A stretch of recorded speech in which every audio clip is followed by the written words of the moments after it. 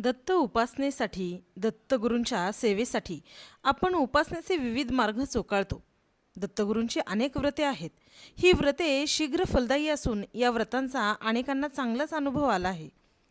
श्री दत्तगुरूंचे अरिष्ट संकट निवारक 16 गुरुवारचे व्रत. आकस्मिक संकट किंवा अरिष्ट गडांतर आल्यास ते दूर करण्यासाठी दत्तगुरूंचे 16 गुरुवारचे संकट निवारक व्रत प्रसिद्ध आणि शीघ्र फलदायी आहे. या व्रताची आपण माहिती करून घेऊयात. हे व्रत कसे कराल तर 16 गुरुवारचे व्रत पुढील प्रमाणे करावे. 16 ही गुरुवार उपवास धरावा. सकाळी थोडा फराळ फलहार केला तरी चालेल. चहा कॉफी दूध चालेल. संध्याकाळी धूप दीप पुष्प गंध नैवेद्य दाखवून श्री दत्तात्रयांची यथासांग पूजा करावी. रात्री उपवास सात्विक आणि पिवळे भोजन करून सोडावा. उपवास सोडताना एक घास बाजूला काढून आधी ठेवावा. भोजन कांदा लसूण या तामसी पदार्थांचे नसावे.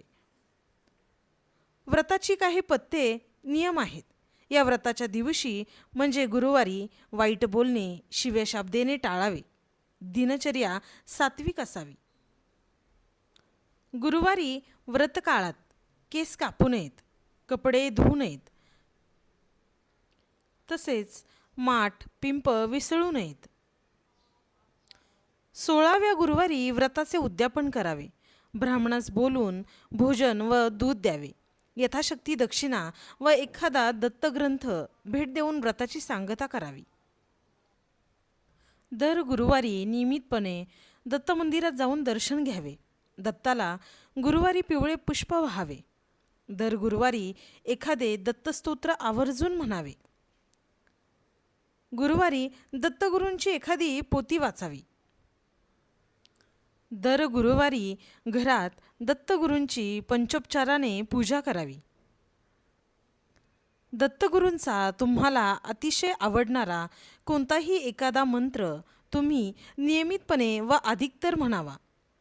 गुरुवारी अंगावर पिवळे वस्त्र परिधान करावे.